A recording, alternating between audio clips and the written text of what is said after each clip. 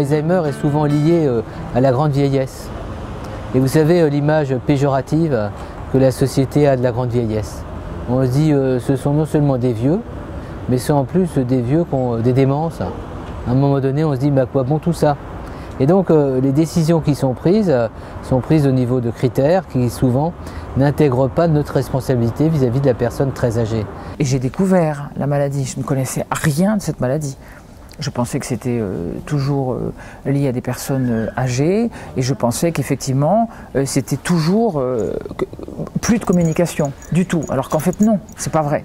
Et que tout ce qui a été dit aujourd'hui, enfin ce que j'ai entendu, parce que je travaillais, enfin bref, c'est des choses qui sont très importantes sur le regard sur l'autre, l'humanité, le respect profond, sincère et absolu de l'autre. À l'époque où maman est tombée malade, il y avait rien, il n'y avait pas de structure, il n'y avait pas d'accueil de jour, il n'y avait pas d'allocation personnalisée à l'autonomie, il n'y avait strictement rien. Donc on s'est retrouvés extrêmement isolés, extrêmement démunis. On est une famille nombreuse, pourtant on est une famille de 6 filles, dont je suis l'aînée, mais on s'est trouvés démunis face à la détresse de mon père. D'où l'intérêt de ce thème, de ce colloque d'aujourd'hui, voilà, de dire aux personnes de ne pas être seules, qu'il faut se réunir à plusieurs et que c'est à plusieurs qu'on arrive à faire sortir une décision, on va dire, quand elle ne peut pas être la meilleure, la moins mauvaise pour la personne concernée.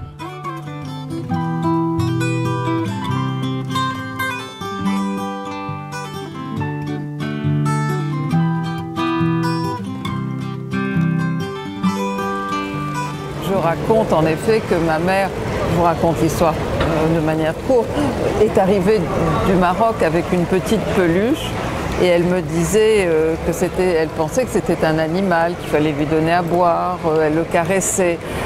Donc quand j'ai vu que ce fameux petit chien ou petit chat, elle ne savait même pas ce que c'était, était un animal en peluche, là j'ai compris non seulement qu'elle était malade, mais qu'il fallait que moi aussi j'apprenne à me comporter avec cette maladie. Ma mère m'appelait madame, du jour au lendemain elle m'a appelée madame, donc ça m'a extrêmement choquée et j'ai essayé de lui presque faire rentrer de force que j'étais sa fille. Je lui disais mais je suis ta fille, mais bon voilà, donc ça aussi c'était pas à faire non plus, mais et ça c'est quelque chose que j'ai très mal accepté et le regard de ma mère était devenu perdu, c'était un espèce, elle a les yeux clairs, elle avait une espèce de regard vide, on savait pas ce qu'elle regardait, on savait pas ce qu'elle pensait, on savait pas dans quoi elle était noyée. Au fur et à mesure que bien sûr la maladie a progressé, ses yeux ils sont devenus de plus en plus souvent absents, éteints.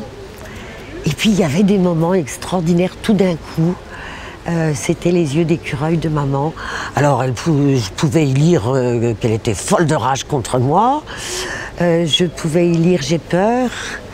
Je pouvais y lire j'ai mal physiquement. Je pouvais y lire la colère contre un soignant qui avait été maladroit. Je pouvais y lire plein de choses. Parce que ses yeux étaient un repère pour moi. Ce que je savais, c'est qu'elle avait une grande anxiété et qu'elle n'était jamais tranquille. Elle était toujours un peu sur le qui-vive. Elle ne reconnaissait pas mon père, donc elle craignait cet homme qu'elle ne reconnaissait plus, qui vivait dans la même maison qu'elle. Nous, elle ne nous reconnaissait pas comme étant ses filles, mais elle nous reconnaissait affectivement. Parce qu'elle nous attrapait, elle nous prenait quand on arrivait, ce qu'elle ne faisait pas avec mon père. Mon père en a beaucoup souffert aussi de ça, il s'est senti rejeté, il ne comprenait pas, il a mis beaucoup de temps à comprendre la maladie. Ma mère s'absentait d'elle-même, elle devenait une autre, nos relations changeaient. C'est comme si tout d'un coup les rôles s'inversaient et que c'était à moi de devenir la mère de ma mère.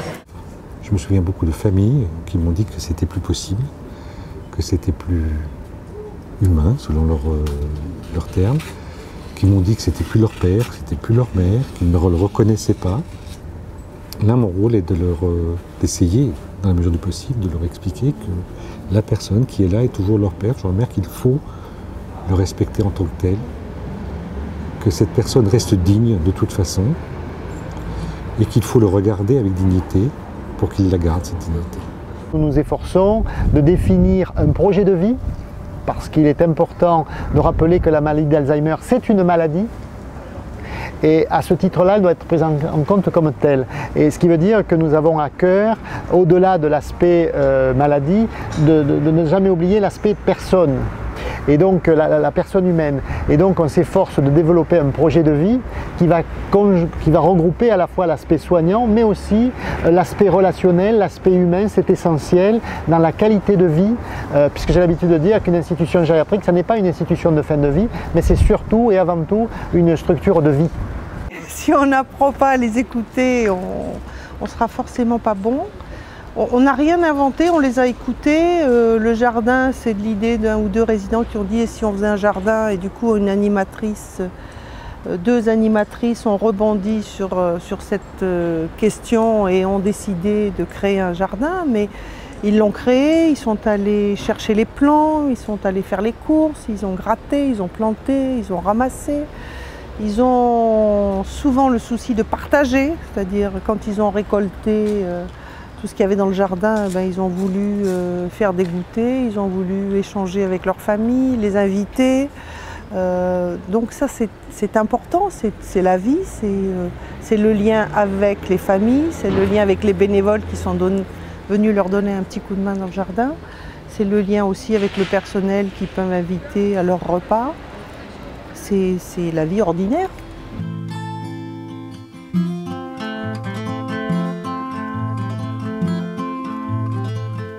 Un couple qui s'est formé, dans un premier temps, la chose a été acceptée par la famille en disant, et c'est là où le deuil semble être fait par cet époux-là, qui dit mais moi j'ai parfaitement compris que mon épouse avait changé, qu'elle n'était plus ce qu'elle était, et je veux qu'elle soit heureuse, je veux qu'elle soit bien, je veux qu'elle s'adapte, donc laissez faire. Mais un jour il tombe sur cette image de son épouse qui était en train d'embrasser son nouveau compagnon. Et il l'a bien dit, il n'a pas été capable, alors qu'il s'y attendait, qu'il s'était préparé, etc., d'accepter ce fait-là. Il est venu, et c'est vrai, d'autorité, nous dire que c'était plus possible et qu'il tenait à ce que ce couple soit séparé. Je suis intervenue pour rappeler quelles étaient les règles de droit.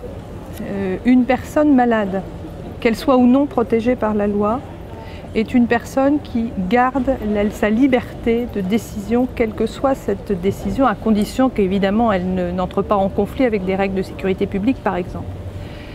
Les décisions intimes, comme celle d'avoir des relations personnelles, comme celle d'avoir des relations sexuelles, sont des décisions qui doivent être prises par la personne elle-même autant qu'elle peut prendre ces décisions.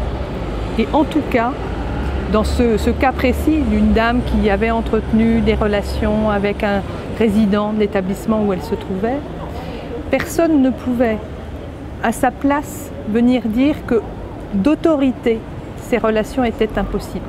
La question fondamentale à se poser était de savoir si ces relations étaient consenties ou non. La maladie, on le sait, a un effet désinhibant. Alors on peut questionner cette question, ou est-ce que parce qu'on est malade, on s'autorise des choses, je ne sais pas, ça je ne vais pas rentrer dans la question là, mais c'est vrai qu'on le remarque, c'est-à-dire que la personne qui est malade va exprimer des besoins sexuels et auxquels l'aidant a du mal à répondre pour différentes raisons. Alors, ce n'est pas pour tout le monde la même chose, bien évidemment, mais parce que justement, dans sa psyché, les places ont bougé et il n'est plus tout à fait à la même place. Donc, il doit à la fois renoncer à ce qui était, accepter ce qui est et à partir de là, construire une autre relation. Et c'est difficile, enfin moi je dirais qu'en tout cas les difficultés qu'il y a eu, c'était de dire non à son conjoint. Voilà. Non, je ne veux pas faire l'amour, je ne peux pas, enfin voilà, ça c'est... Et c'est des questions qui posent, mais qui se posent dans l'intimité d'un cabinet, jamais ailleurs. Quoi. Puisque j'anime aussi des groupes, bon ça n'intervient jamais. Et on sait bien que c'est pourtant présent. Comment en pratique permettre à des personnes de vivre dignement chez elles ce qu'elles ont envie de vivre, ensemble, dans l'environnement qui est leur, avec leur rythme, avec leur possible. Et dès lors que la vie chez soi n'est plus réellement possible, comment trouver des institutions dignes, à la hauteur de ce qu'une famille aimerait pour l'être le plus cher et dont on se sent tellement responsable puisqu'il a la capacité lui-même de décider pour lui. Et là, on a un véritable challenge pour les années qui viennent, c'est quel type d'institution. Et c'est vrai que quand on voit l'image que renvoient certaines institutions, quels que soient les efforts qui sont déployés, on se dit mais est-ce qu'on aurait envie pour nous, pour des êtres chers, est-ce qu'on aurait envie de les placer dans ces institutions comme ça, dans un parking, en attendant la mort? Ces institutions sont vécues déjà pour les personnes comme une mise à l'ombre, comme une mort sociale. Oui, c'est ces questions qui sollicitent l'éthique, non pas dans des discours grandiloquents, mais dans sa capacité de mobilisation politique. Toutes les théories, on les connaît, hein, tout ce qu'il faut faire, tout le monde sait ce qu'il faut faire. Mais quand c'est son proche, moi ça fait 5-6 ans que je fais de la consultation famille et que j'essaye d'aider les proches à réfléchir, à comprendre, à se comporter. Mais je me dis toujours, si c'était les tiens, est-ce que tout ça, tu pourrais le mettre en œuvre aussi facilement? Je crois pas. Voilà. Alors j'évite de me projeter, mais je me berce pas d'illusions. Je sais que j'aurai pas une fin différente, peut-être que ce sera pas comme papa, mais j'aurai pas une fin différente des autres malades d'Alzheimer. Et puis en fait, on prépare l'avenir en fait. Quand on a posé la question où j'irai plus tard, on m'a proposé l'hôpital psychiatrique et les EHPAD. Alors j'ai rien contre ces structures qui ont le mérite d'exister, mais c'est vrai que c'est assez culpabilisant pour mon mari et mes enfants, je crois, ce serait assez culpabilisant de me placer. Et moi, je n'envisage pas de vivre à la maison. En tout cas, pas à ma maison actuelle, dans la mesure où je connais le poids de la dépendance, je connais les difficultés que ça pose aux conjoints, les problèmes de culpabilité que ça pose aux enfants, et pourtant je suis grande.